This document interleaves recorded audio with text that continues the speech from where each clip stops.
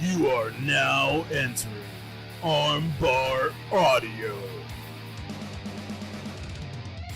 Hello, and welcome to this week's episode of Armbar Audio. I'm your host, Tim Farley, and next to me is my trusty companion, John Kearns. What's up, folks? Got a lot to go over this Armbar Audio. We're going to be covering PAC versus Will Ospreay, Gargano versus Velveteen Dream, Impact Uncaged from last Friday. But first, we want to talk about a couple of things that happened this week. First of all, if you watch WWE, you got to see Aleister Black, Ricochet, and DIY, a.k.a. Tommaso Ciampa and Johnny Gargano, show up on Raw and SmackDown. Yep. John, this had the wrestling Twitter world and the online wrestling community going crazy, wondering what this all meant. Are these NXT call-ups permanent? Are they what purpose is this? We found out later in the week from Uncle Dave Meltzer that the reasoning behind the NXT call-ups is that at some point last week, Vince decided for whatever reason that he wanted a lot more great wrestlers on Raw. So he basically told Triple H to give him his 4 best guys in NXT, and these are the guys that Triple H had handpicked. Meltzer added later that Vince feels like the reason the ratings are down is that the shows lack stars, but that most of the guys on the roster are already too damaged to be built all the way back up. So they brought up these 4 NXT guys to push super hard right out of the gate and make them stars. I'll tell you what, man, it definitely seems that way because we saw Ricochet team up with Finn Balor on Raw to pick up a win over Bobby Lashley and Leo Rush, and we saw Ricochet pick up a win over Eric Young on SmackDown. Now, at the same time, we saw Aleister Black interrupt an Elias concert segment and pick up a win over Elias on Raw and pick up a win over Andrade, former NXT champion, on SmackDown. And DIY had 2 very big wins. They had a win over the Revival, who are the current Raw Tag Team Champions on Raw, and a win over the Bar, Cesaro and Sheamus on SmackDown. They gave them both 2 huge victories on their debut matches. Yes.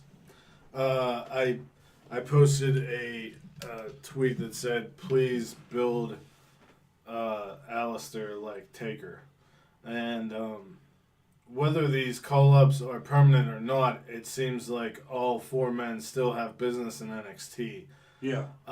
So, with that being said, I have a theory on why they're there.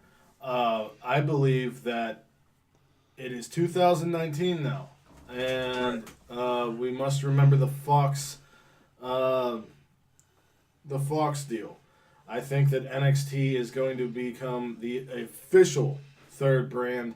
They'll be on a Fox affiliate like Fox Sports, and they're trying to get the casual fan to be open up more to NXT and its stars. So I think that it's, whether Meltzer's right or wrong, I still think my theory would hold even with what he's saying. Now, we learned another bit of information on NXT this week, and John, you thought the NXT call-ups was for what reason? You had your theory as well. See, I figured they brought up DIY as a tag team, and having them go against the Revival and against the Bar, 2 very established tag teams, 2 heel tag teams, it seemed like they were brought up as faces. But also, you had Finn team up with Ricochet on Raw, so it made me think that possibly we were going to see an established event that happens not annually, but at least every 2 years or so, the Dusty Rhodes Tag Team Classic. Now, in the past, the Dusty Rhodes Tag Team Classic has been delegated to only NXT teams, and I thought that maybe this meant that the Dusty Rhodes Tag Team Classic would be expanded to all brands, including Raw, SmackDown, NXT UK, and 205 Live. Well, speaking of the guys that showed up on Raw Yeah. and SmackDown, you're not completely wrong. Right. Because we found out that WWE has confirmed the first 4 teams of the tournament. The Undisputed Era is Kyle O'Reilly and Bobby Fish, Fabian Eichner and Marcel Bartel, the Street Profits Montez Ford and Angela Dawkins, the Forgotten Sons Wesley. It was announced at another TV taping, which will begin airing next week, that the winners of the tournament will receive a title shot from NXT Tag Team Champions the War Raiders at TakeOver New York during WrestleMania 35 weekend. The other 4 teams were also revealed at those tapings. Mustache Mountain of Tyler Bate and Trent Seven, awesome. DIY's Johnny Gargano, and NXT champion Tommaso Ciampa, Aleister Black and Ricochet, Tony Lorcan, and Danny Burch. So, some of your ideas are also valid with this call-up stuff. Yeah, but I would have loved to have seen my entire theory come true, because it would be so cool to see a classic with more teams, including the Bar, the Revival, the Usos. Imagine the Usos versus the Street Profits. I'd love it. That'd be a good match. Yeah. Imagine Danny Burch and Tony Lorcan versus the Bar. Right. Yeah. That'd be. But they're going to keep it NXT. But here's the thing, the official third branding, the getting the eyes on the Dusty Classic, all of our thoughts weren't wrong. So, and especially when they had Michael Cole on Raw, giving very, very well written and well thought out descriptions when the 4 NXT guys were being talked about. That's true. Yeah. That's true. As far as Vince thinking that some of the people are too damaged. The word that I saw used was stale. Yeah. How could you say that about Andrade or Sanity? Exactly. Sanity hasn't even been given the chance. Mm-hmm.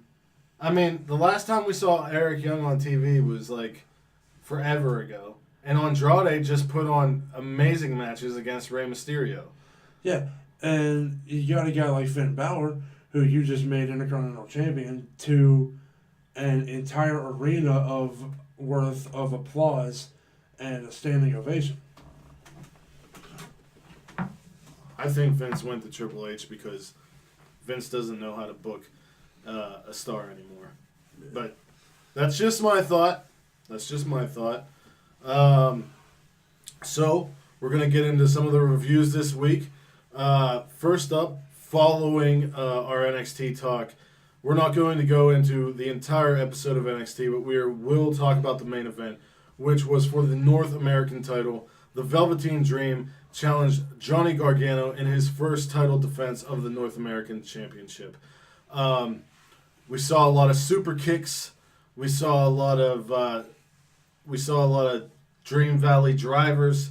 We saw DDTs, the slingshots. At one point, Johnny Gargano had suplexed Velveteen Dream onto the rampway. Yeah. At one point, he tried to slingshot in for the DDT, but Dream cut him off with a kick to the face. The end of the match happened when Velveteen was recovering from a super kick, and he hit not one, but 2 Dream Valley drivers and then a Purple Rainmaker for his first championship win in the NXT. John, what did you think about this match? Tell you what, man, me and all the other dreamers out there, I know you're out there. We're all hoping that the correct decision will be made, and I think it was. We also got to see Tommaso Ciampa in the back watching, and he was looking on a little disappointed for Johnny Gargano. Yeah. That's going to lead into something next week on NXT because what happened was before the match, you had Johnny in the back training, and Candice LeRae, his wife, comes and asks him how he's feeling. Says he's feeling good, he's feeling confident. And then we see Tommaso appear and says, "If you need me tonight, I'm here." And Johnny says, "I don't need you. I got this one. I won this by myself. I'll defend it by myself." And when they left, Tommaso was left alone and said simply, "I'll be watching." And he lost. Yep. And I guess they're teaming together on the main roster, and they're going to be teaming together in Dusty Rhodes. So does this mean that the eventual championship match for NXT is being scrapped, or are they building it? Because if they continue to show up on Raw and SmackDown and win, then that kind of throws the wrench into at TakeOver New York for Johnny to challenge Ciampa. Right. But because they already got the North American title off of Johnny. But if they're in the Dusty Rhodes Classic and, Johnny costs them something, or, maybe Ciampa goes to tag him in and he leaves, right? They could still go forward with it. So it's very interesting right now to see what is going on the road to WrestleMania in the WWE. Exactly, yeah. And the story writing on NXT is just miles ahead of what's happening on the main roster. Well, you also have to give credit to the people on the main roster. They have to write 5 hours of television every week. That's true. And the people down in NXT have time to plan around a certain group of people. So, following that, Rev Pro High Stakes 2/15/2019 was headlined by the devious bastard PAC, the Dreamgate champion, against the never openweight New Japan champion Will Ospreay. This was a dream match for the ages. Assassin. I'm going to get into my notes as I took extensive ones. Both men got a giant reaction coming out. Some highlights were a moonsault by PAC to the outside that bloodied Ospreay's nose early on. This was followed by a brainbuster on the ramp that led to a near count out with Ospreay barely making it back in. A phenomenal forearm, then a Flosberry flop by Ospreay, back handspring kick, and Ospreay goes for the pin to be kicked out at 1. 619 and a phenomenal forearm for 2 by Ospreay. PAC moves from the Os Cutter and throws Ospreay into the air to hit his front on the mat. PAC hits a second rope Phoenix Splash for 2. PAC tried another moonsault in the ring, was caught on Ospreay's shoulders. PAC turned the Stormbreaker into a spiked DDT, and then hit a sit-out powerbomb for 2. Ospreay with a kick off PAC, and Enziguri, and they both clothesline each other. They trade blows until Ospreay hits a dragon suplex, and PAC answers with a sharp-looking Hurricane Rana for 2. Ospreay gets out of a German and hits an Os Cutter for 2. After 22 minutes, there was a ref bump when Ospreay was on top and kicked PAC off. PAC goes for a tombstone off the top, but Ospreay flips around and DDTs PAC off the top turnbuckle. Huge super kick to PAC. He looks for an ode to Robinson, but CCK come out to a strong negative reaction. They attempted to hit Ospreay with PAC's Dragon Gate title, but both men fought them off, and Aussie Open returned to run CCK back to the locker room. As the clock counted down, there was a Spanish Fly, a Rainmaker, and a Benadriller for 2 by Ospreay. Ospreay gets a 2 count on a shooting star press. Ospreay goes for Stormbreaker. PAC reverses into a Rona attempt that leads to a Styles Clash from Ospreay. So we see Ospreay pulling out the finishing moves of all of his rivals and or influencers. The Rainmaker from Okada. The Styles Clash from AJ Styles.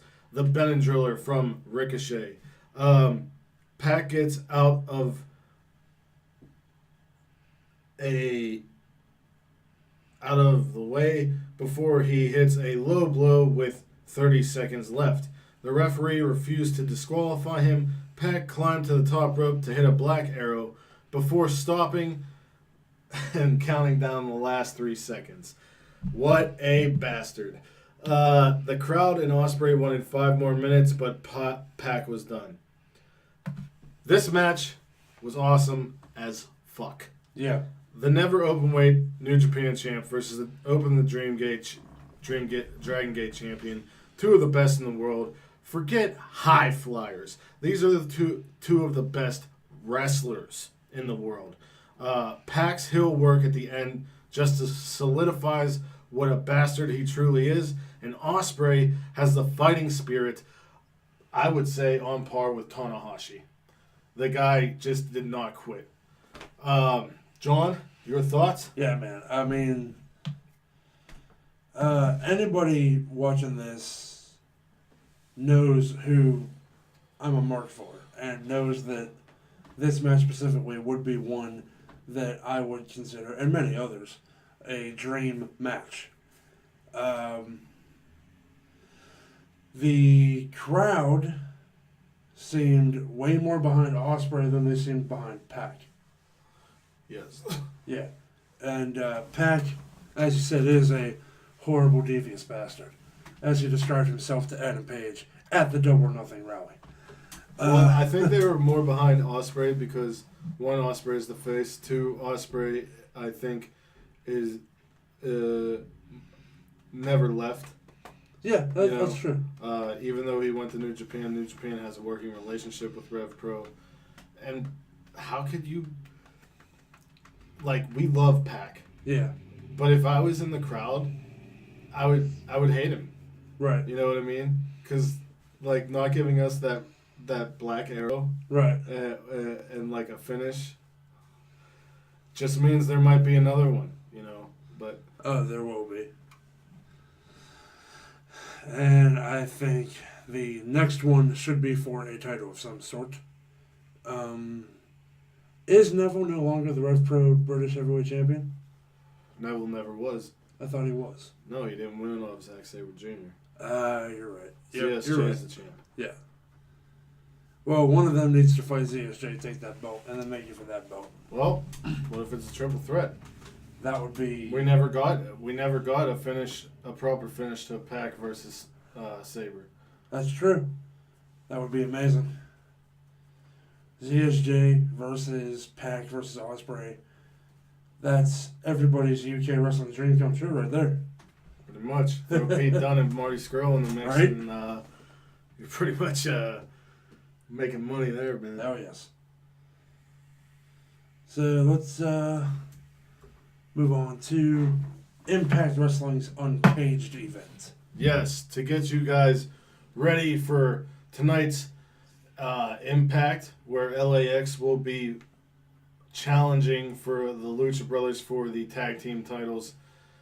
This is supposed to be the last time they meet. We're going to talk about last Friday's Impact Uncaged, which started off with a hell of a match.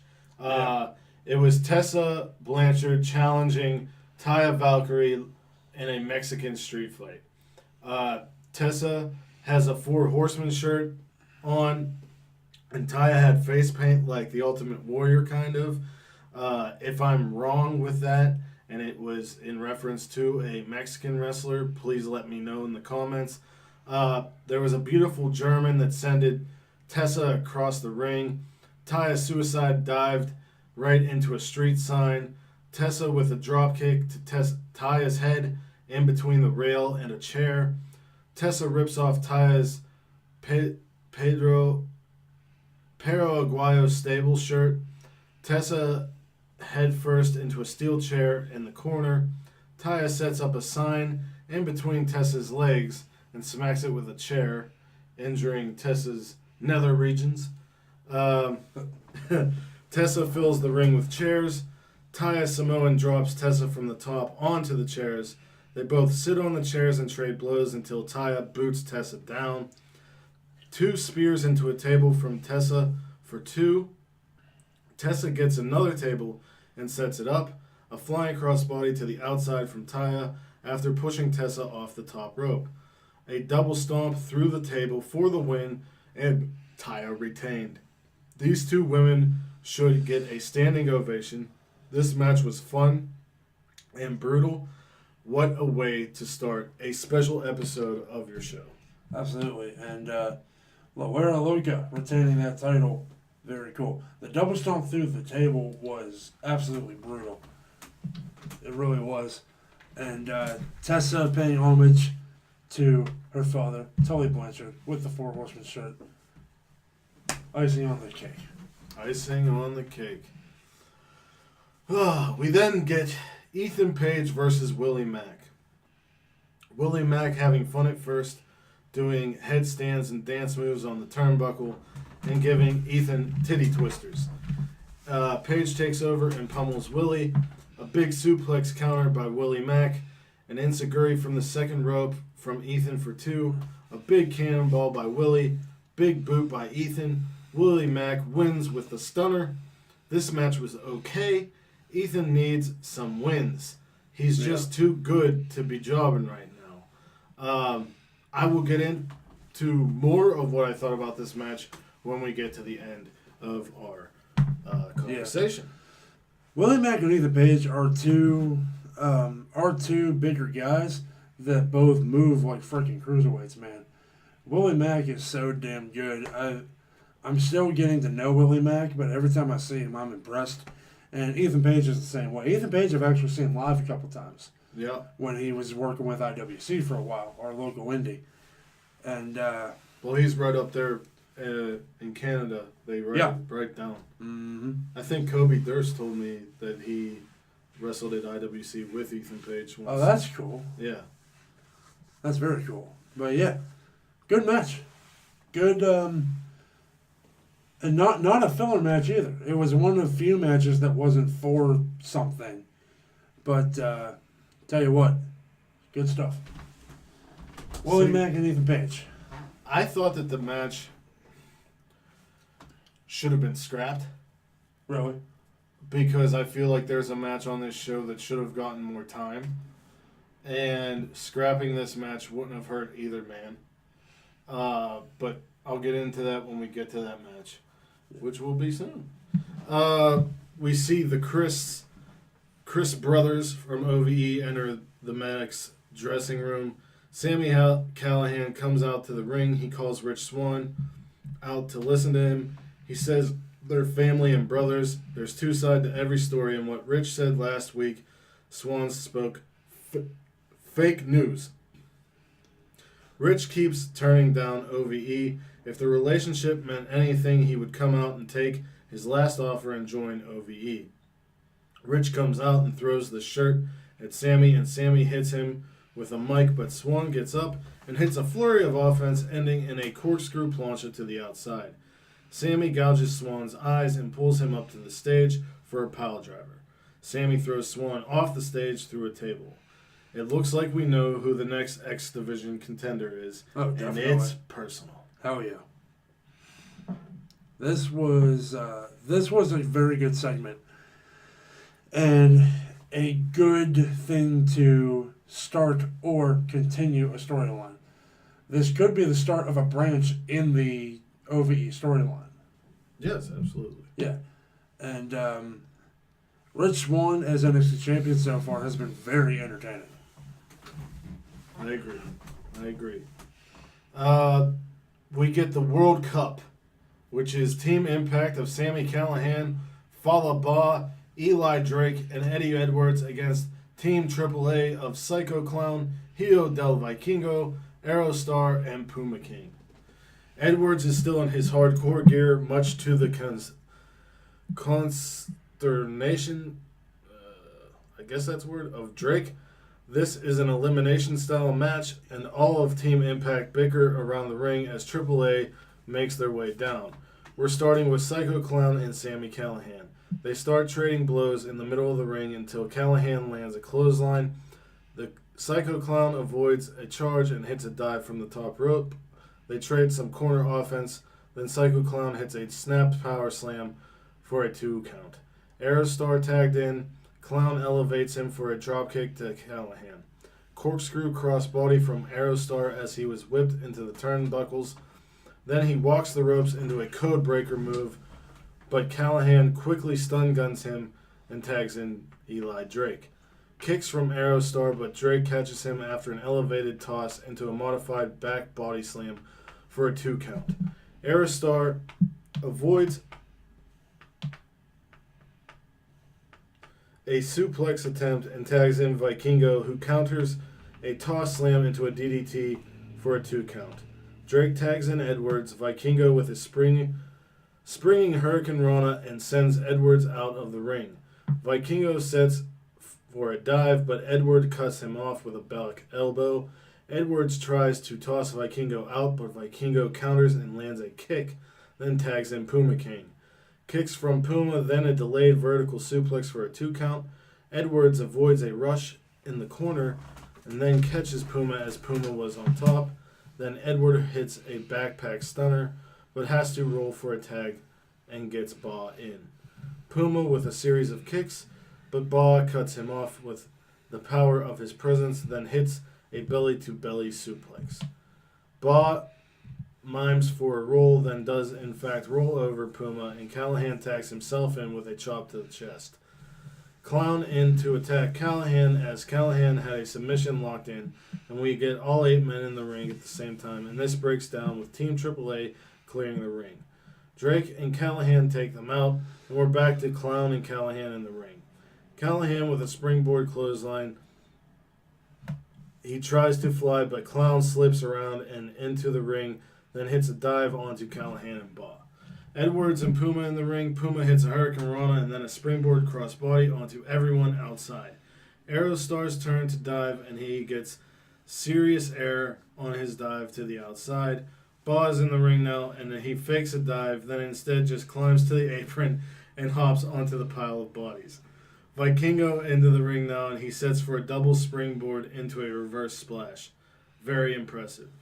Viking back in the ring, looking to climb the ropes, but Drake cuts him off and hits a power slam onto the pile. Puma and Drake are in the ring. Edwards tries to bring the kendo stick in, but Drake cuts that off and tries to use the stick himself, but Edwards takes it. That lets Puma hit a series of roll-ups for a 3 count to eliminate Eli Drake. And at this point, the commentators were talking about how they could blame Eli Drake's elimination on Eddie Edwards. Yeah. Listen to that. Isn't that nice? Anyway, a springboard code breaker from Vikingo to Callihan. Vikingo taking it to Team Impact.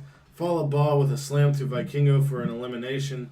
Aerostar walks the ropes and drop kicks Ba, but Ba doesn't fall. Ba misses a bonsai drop and Aerostar jackknife pins Ba. Aerostar hits a rolling cutter but misses a delayed splash, then gets hit with a Boston knee party. Eddie eliminates Aerostar. Puma King gets eliminated by Sami with a pile driver. Psycho Clown gets hit with a Boston knee party. Eddie goes for the cover. Sami pushes him off, goes for a pin, but Psycho rolls him up for an elimination. Sliced bread number 2 from Psycho gets a 2 count. Eli hits Eddie with the kendo stick, and Psycho Clown rolls Eddie up for the winning of the World Cup. I love Vikingo. The guy is a spectacle. I like the story between Eddie and Eli. Yeah. Aside from that, I think that the beginning of the match should have been longer.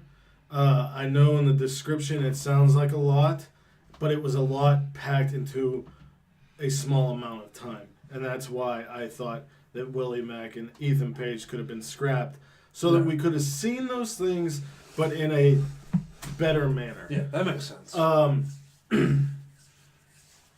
Yeah, so I thought it was a good match. John? Yeah, that being said, all of the luchadors from AAA were very entertaining in this one. I'd say especially Psychic One. I really enjoy his work, and I really enjoy him working with Sammy. Mm-hmm. Makes a lot of sense. We get some segments. In 2 weeks, we get Reno Scum in Impact Wrestling. Conan is going to ask the Lucha Brothers for a rematch. They accepted. Little segment with Allie and Su Yung, and Allie has a demonic voice, and she keeps saying she's playing mind games. As the screen goes purple and comes back, and they look bewildered. I was a little bummed we didn't see Rosemary, but, whatever moves the story forward. Yeah. Impact United We Stand is April 4th, and will be headlined by Rob Van Dam and Sabu against the Lucha Brothers for the first time. And we get a Monsters Ball match between Jimmy Havoc and Sami Callihan. Hell yeah. That's going to be awesome. Yes. Jimmy Havoc and Sami Callihan in any sort of hardcore setting I believe is going to be either awesome. tonight or at United We Stand, Eli Drake and Eddie Edwards are fighting. But I think it's tonight. So we get to the main event, which is a 4-way for the Impact World title. Killer Cross, Brian Cage, Moose, Johnny Impact. This match was awesome. All 4 shined and got their stuff in. We had corkscrew planches, drill claws, Saito and Northern Lights suplexes, go to hell and pump kicks, sentons, all kinds of action. Johnny hits a Starship Pain onto Moose a second before Cage hits Cross with a drill claw, and the ref counted for Johnny as his pin was a second earlier, and Johnny retained. Cross said after the match that he and Moose have to have a conversation because I believe Cross was under the impression that Moose was going to help him win. Yeah. But only up until a certain point. I mean, do you want friends or do you want championships? Exactly. You want championships. So, yeah. That's what I thought of this match. I thought it had all the action you would expect from all of them. Yeah, it was fine. It was exactly what it should have been. Right. This week's episode of Impact, for me, gets an A. Definitely. I thought Uncaged was great. Yeah. Stories moved along and were well executed. Great action. Highly recommended. I'm looking forward to United We Stand. Yes. WrestleMania week's going to be insane. Yeah, it is. Yes, it is. We got United We Stand. We got a special MLW show. We got the Master Sword show with Ring of Honor New Japan. That, all the stuff that WWN's going to do. They're bringing in DDT from Japan.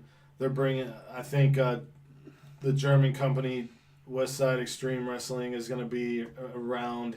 I'm not sure. Progress will probably be there. I mean, of course, we're going to cover WrestleMania and we're going to cover the G1 Supercard. Right. But, if there's something of note of the other stuff, We'll let you know about it. we'll let you know about it. Next week, we're going to be interviewing Ortiz and Santana of LAX, so be on the lookout for that. And hey, who the hell knows? Maybe by this time, when the interview happens, they'll be Impact Champions. For the 5th time. For the 5th time. And with that, John, any last words? I'm thinking. No, just, you know where to find us on Twitter, Facebook, Instagram, all at Armbar Audio. Check us out there. Talk to us. Let us know stuff you want to see, stuff you like, stuff you don't like, opinions on wrestling, opinions on shows. Talk to us. We want to talk to you guys. That's our big thing. And wherever you are in the world, whether it's morning, noon, or night, you have a great one, and peace and love to all of you.